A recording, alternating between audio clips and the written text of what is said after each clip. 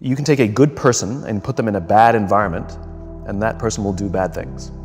You can take a person who maybe the group doesn't trust, maybe they've even performed bad acts. You put them in a good environment, and they're capable of turning their lives around and becoming remarkable members of society. In other words, it's not the person, it's the environment. We are social animals and we respond to the environments we're in. And if you create an environment in which people feel safe amongst their own, we will naturally, the natural human response to those conditions is trust and cooperation.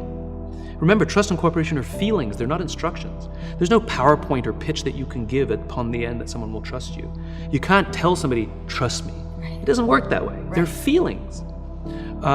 Likewise, if you create an environment where we actually fear each other, fear the people with whom we work, the natural human reaction to that environment is paranoia, cynicism, mistrust, and self-interest. That's what happens. There's enough danger outside the organization, there's enough stuff going on outside that we should have to fear the people we work with or fear our own leaders. And most leaders don't get this. Most leaders think leadership is about being in charge. No, it's not. It's about taking care of those in your charge. Most leaders think everybody works for them. No, you work for the people in your organization. It is your responsibility to take care of them, make them feel safe, and they will naturally want to cooperate and work hard and give you their blood and sweat and tears to advance your vision. All they ask is you take care of them, make them feel valued and valuable, and the rest takes care of itself. I have yet to give a speech or have a meeting where somebody doesn't ask me the millennial question. What's the millennial question? Apparently millennials as a generation, which is a group of people who were born approximately 1984 and after, are tough to manage. And they're accused of being entitled and narcissistic, self-interested, unfocused, lazy. But entitled is the big one. And because they confound leadership so much, what's happening is leaders are asking the millennials, what do you want? And millennials are saying, we want to work in a place with purpose, love that. We want to make an impact, whatever that means. We want free food and beanbags. And so somebody articulates some sort of purpose, there's lots of free food and there's beanbags, and yet for some reason, they're still not happy. And that's because they're missing. There's a missing piece. What I've learned is that I can break it down into four pieces, right? There are four things, four characteristics. One is parenting, the other one is technology, the third is impatience, and the fourth is environment. The generation that we call the millennials, too many of them grew up subject to, not my words, failed parenting strategies, where, for example, they were told that they were special all the time. They were told that they could have anything they want in life, just because they want it. Some of them got into honors classes, not because they deserved it, but because their parents complained. And some of them got A's, not because they earned them, but because the teachers didn't want to deal with the parents. Some kids got participation medals. You got a medal for coming in last, right? Which the science we know is pretty clear, which is it devalues the medal and the reward for those who actually work hard. And it actually makes the person who comes in last feel embarrassed because they know they didn't deserve it, so it actually makes them feel worse, right? So you take this group of people, and they graduate school, and they get a job, and they're thrust into the real world, and in an instant, they find out they're not special, their moms can't get them a promotion, that you get nothing for coming in last, and by the way, you can't just have it because you want it, right? And in an instant, their entire self-image is shattered. And so you have an entire generation that's growing up with lower self-esteem than previous generations. The other problem, to compound it, is we're growing up in a Facebook, Instagram world. In other words, we're good at putting filters on things. We're good at showing people that life is amazing even though I'm depressed, right? And so everybody sounds tough and everybody sounds like they got it all figured out. And the reality is there's very little toughness and most people don't have it figured out. And so when the more senior people say, well, what should we do? They sound like, this is what you gotta do. And they have no clue. So you have an entire generation growing up with lower self-esteem than previous generations, right? Through no fault of their own. Right? They were dealt a bad hand, right? Now, let's add in technology. We know that engagement with social media and our cell phones releases a chemical called dopamine. That's why when you get a text, it feels good. right? So, we've all had it where you're feeling a little bit down or feeling a bit lonely, and so you send out 10 texts to 10 friends, hi, hi, hi, hi, hi, because it feels good when you get a response, right? Right? It's why we count the likes. It's why we go back 10 times to see if my Instagram is growing slower, did I do something wrong? Do they not like me anymore, right? The trauma for young kids to be unfriended, right? Because we know when you get a hit of dopamine, which feels good. It's why we like it. It's why we keep going back to it. Dopamine is the exact same chemical that makes us feel good when we smoke, when we drink, and when we gamble. In other words, it's highly, highly addictive, right? We have age restrictions on smoking, gambling, and alcohol, and we have no age restrictions on social media and cell phones, which is the equivalent of opening up the liquor cabinet and saying to our teenagers, hey, by the way, this adolescence thing, if it gets you down, that's basically what's happening, right? That's basically what happened. You have an entire generation that has access to an addictive, numbing chemical called dopamine through social media and cell phones as they're going through the high stress of adolescence. Why is this important? Almost every alcoholic discovered alcohol when they were teenagers. When we're very, very young, the only approval we need is the approval of our parents. And as we go through adolescence, we make this transition where we now need the approval of our peers. Very frustrating for our parents, very important for us. It allows us to acculturate outside of our immediate families into the broader tribe, right? It's a highly, highly stressful and anxious period of our lives, and we're supposed to learn to rely on our friends.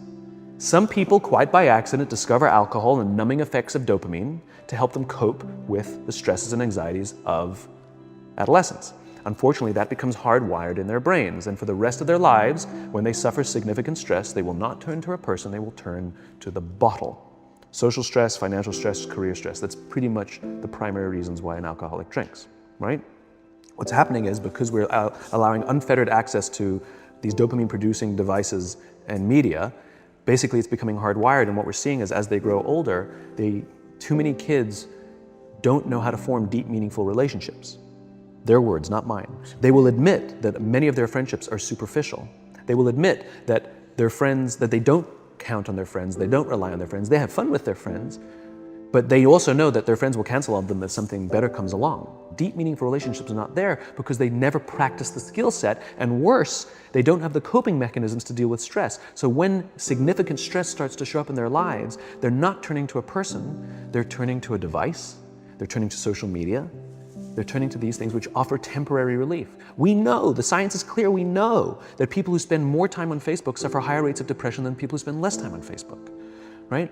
These things balanced. Alcohol is not bad, too much alcohol is bad. Gambling is fun, too much gambling is dangerous, right? There's nothing wrong with social media and cell phones. It's the imbalance, right? If you're sitting at dinner with your friends and you're texting somebody who's not there, that's a problem. That's an addiction. If you're sitting in a meeting with people you're supposed to be listening to and speaking, and you put your phone on the table, face up or face down, I don't care, that sends a subconscious message to the room that you're just not that important to me right now, right?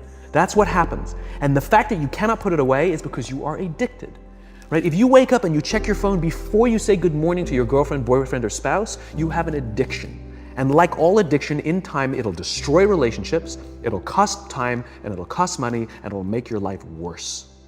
Right? So you have a generation growing up with lower self-esteem that doesn't have the coping mechanisms to deal with stress, right? Now you add in the sense of impatience, right? They've grown up in a world of instant gratification. You want to buy something, you go on Amazon, it arrives the next day.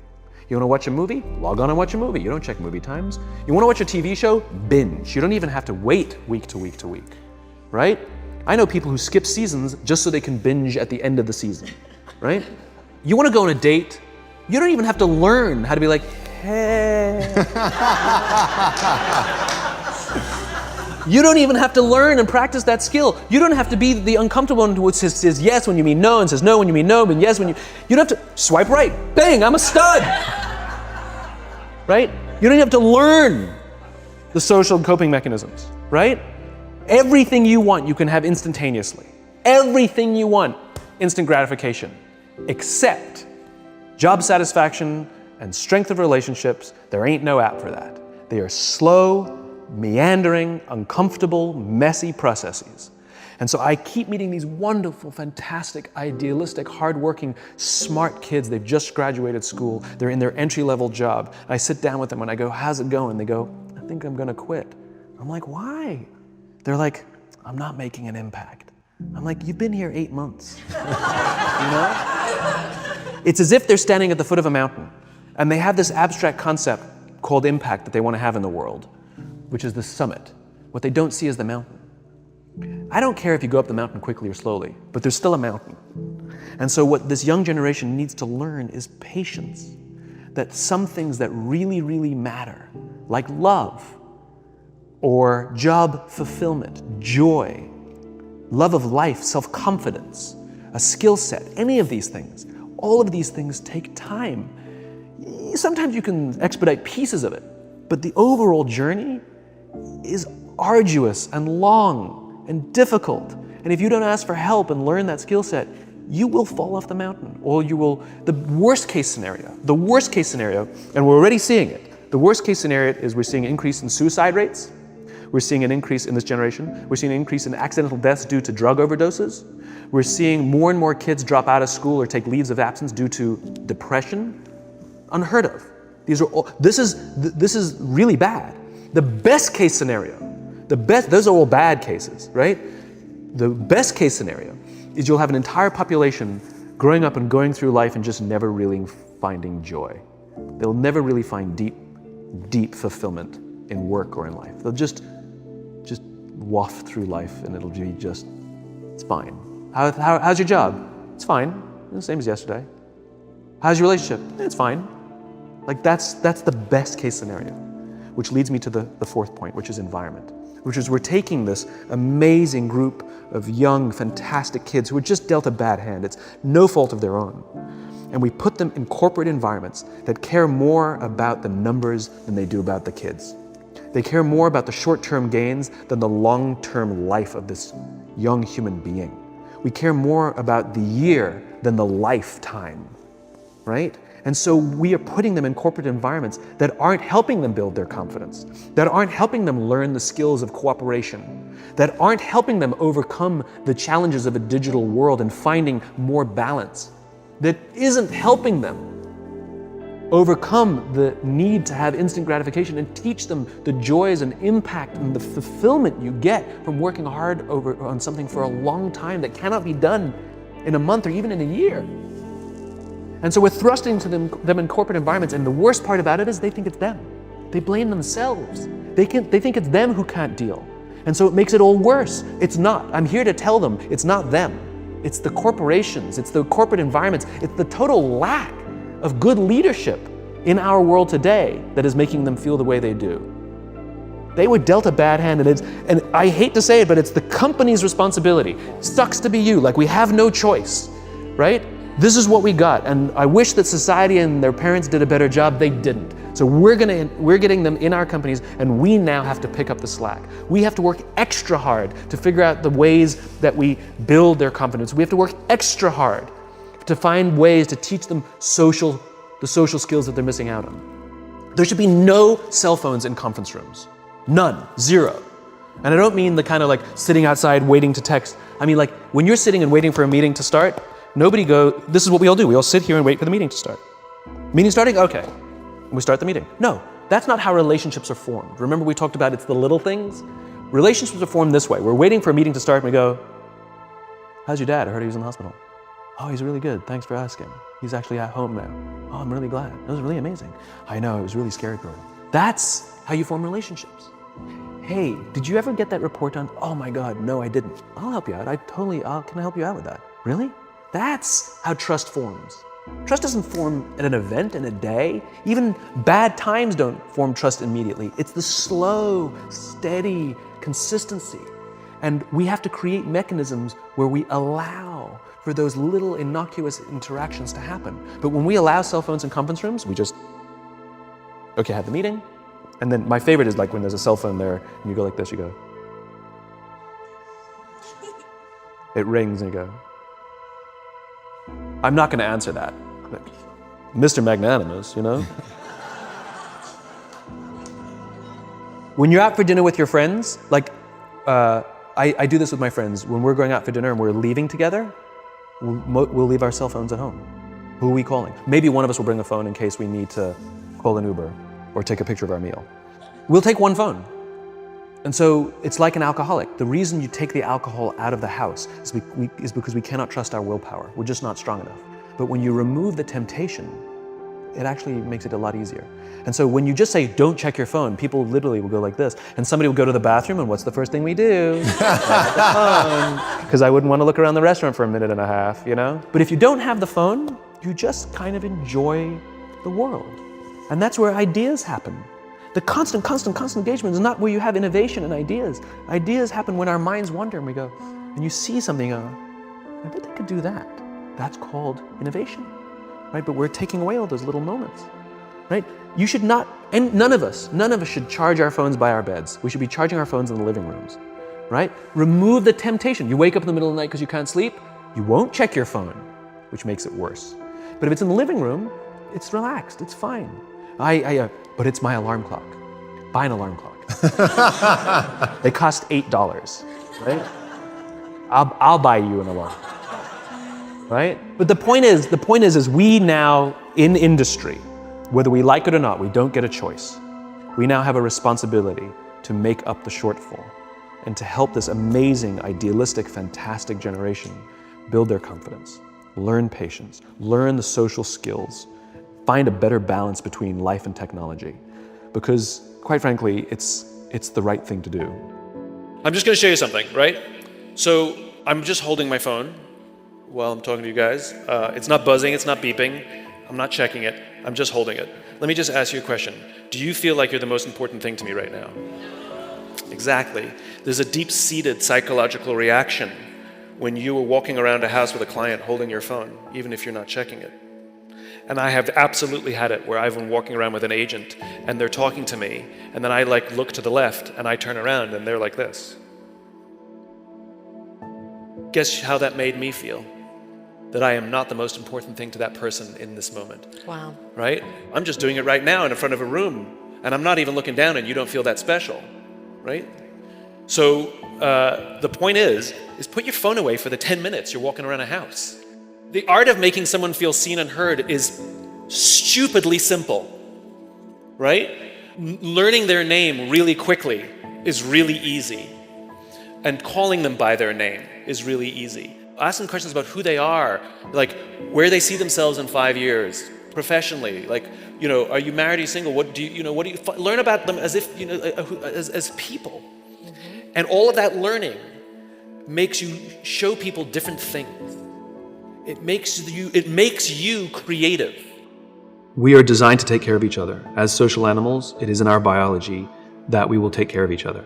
This is why it feels so good when somebody does something really nice for us with no expectation of anything in return.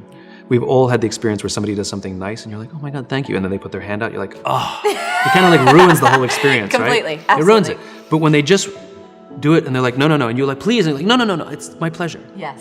Not only does our esteem for them go up, but it feels good. Likewise, it feels good when we do something for someone else with no expectation of anything in return. When we give our time and our energy. Money actually doesn't work, believe it or not. Like if I told you I gave $500 to charity this morning, you'd be like, okay. That's great, Simon. But if I told you that last weekend I gave up my Saturday and went and painted schools in the inner city, you'd be like, nice, that's really awesome. Right? Now the value of my labor was worth a lot less than $500. And that's the point, right? That's the point, which is we are designed to take care of each other. And there's a chemical called oxytocin, which is the chemical responsible for our feelings of love and friendship and trust. When you look at somebody you adore and you go like this, that's oxytocin. When somebody touches you and says, oh my God, it's so good to see you. Touch creates oxytocin. It's so good to see you. Yes. It actually makes us feel closer to each other, Yes. When oxytocin is released in our bodies, not only does it make us feel good, not only does it boost our immune systems, but the more oxytocin we have in our bodies, it actually makes us more generous because the human body is trying to get us to look after each other. And it gets even better than that. The person who does the act of generosity, giving of time or energy without expectation of anything in return, they get a shot of oxytocin. The person on the receiving end gets a shot of oxytocin. And even witnessing an act of generosity or kindness releases oxytocin. It feels good to see somebody do something nice. And the more oxytocin we have in our bodies, as I said, means we're more likely to do something nice for somebody. This is the biology of pay it forwards. It's the human body's desperate attempt to get us to look after each other. And so when we create environments where we allow that to flow, it does naturally. It just takes care of itself. It's just biology. To have someone believe in us, to have one person see a spark in us, helps us recognize that it helps us see the spark in ourselves. I think it takes only one person, whether it's a friend or a coach or a parent, a boss sometimes, who takes a liking to us. And almost all of us can remember one person in our lives where it's a coach or a teacher who took us under their wing and saw something that we didn't see. And every single successful person on the planet has that person. But I think most of us do. Most of us have somebody who saw something in us, and we are who we are in part because of that person.